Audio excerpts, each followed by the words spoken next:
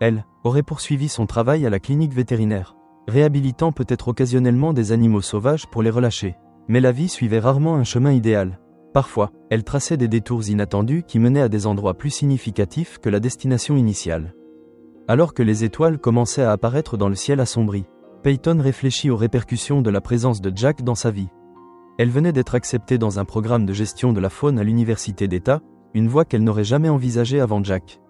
Son travail avec le programme d'éducation à la faune lui avait ouvert des portes et des perspectives qu'elle n'avait jamais imaginées. Jack s'était installé sur un perchoir élevé, son endroit préféré pour observer son domaine. De là, il pouvait voir à la fois son enclos et la maison de Peyton, le point de rencontre entre la nature sauvage et le monde humain, qui constituait désormais son univers unique. « Bonne nuit, Jack », murmura Peyton en se levant pour rentrer à l'intérieur. « À demain ». Comme en réponse, Jack émit le petit cri caractéristique qui était devenu son moyen de communication avec elle, ni totalement sauvage, ni complètement domestiqué, mais quelque chose d'unique à leur relation. En regagnant sa maison, Peyton repensa aux chatons effrayés qu'elle avait failli perdre, aux innombrables nuits d'inquiétude, aux moments de progrès et aux voyages inattendus qui les avaient transformés tous les deux. Jack ne serait jamais un chat domestique, et Peyton ne le traiterait jamais comme tel. Il porterait toujours en lui l'esprit du sauvage. Mais dans leur connexion improbable, ils avaient trouvé un but qui honorait à la fois sa nature et sa compassion, un chemin partagé qui respectait la distance entre leurs mondes tout en célébrant le pont qu'ils avaient construit entre eux. Et dans cet équilibre complexe, ils avaient découvert une forme de liberté que ni l'un ni l'autre n'aurait pu trouver seul.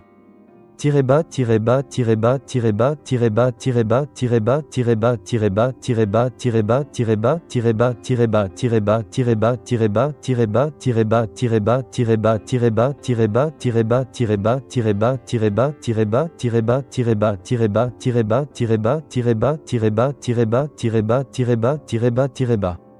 5 ans plus tard, le centre de réhabilitation bourdonnait d'activité alors que les bénévoles se préparaient pour la saison printanière des bébés animaux sauvages. Peyton, désormais directrice de l'éducation du centre, parcourait les installations avec assurance, s'arrêtant pour vérifier les nouveaux arrivants et consulter le personnel. Au cœur du centre se trouvait un enclos ultramoderne pour les lynx, le foyer de Jack et, plus récemment, de Willow, une femelle lynx secourue dans une situation similaire 3 ans plus tôt. Bien qu'ils ne soient pas un couple reproducteur, les deux félins avaient développé une relation complice qui enrichissait leur vie. Mademoiselle Mitchell, une jeune bénévole s'approcha, un clipboard à la main. Le groupe scolaire est là pour le programme de 14 heures. Merci, Emma, j'arrive tout de suite. Peyton termina de revoir les notes de soins avant de se diriger vers le pavillon éducatif. À l'extérieur, elle s'arrêta un instant pour contempler le centre, une installation qui n'existait pas 5 ans auparavant. Après son expérience avec Jack, Peyton avait œuvré sans relâche pour améliorer les ressources de réhabilitation de la faune à Cedar Creek. Grâce à des subventions, au soutien de la communauté et à des partenariats avec les agences d'État. Ce qui n'était au départ qu'un rêve s'était concrétisé en une réalité qui accueillait et soignait des centaines d'animaux chaque année. Jack, désormais âgé de 6 ans et en pleine force de l'âge, restait le cœur du programme éducatif. Son histoire avait touché des milliers de visiteurs, inspirant des efforts de conservation et conduisant même à l'amélioration de la signalisation et des passages pour la faune sur les routes de campagne où sa mère avait été tuée. Alors que Peyton se préparait à partager l'histoire de Jack avec un nouveau groupe d'élèves curieux, elle réfléchit au cadeau inattendu que lui avait offert cet appel désespéré des années plus tôt, non seulement le privilège de connaître un lynx exceptionnel, mais aussi l'opportunité de bâtir un héritage de compassion et de conservation qui perdurerait bien au-delà de leur propre existence. En sauvant Jack, elle avait trouvé sa vocation, et dans leur voyage commun, quelque chose d'altéré dans l'ordre naturel s'était transformé en quelque chose de nouveau et de significatif, une preuve du pouvoir réparateur de la connexion entre les cœurs sauvages et humains. Le cercle s'était refermé, et dans cette complétion, un nouveau commençait.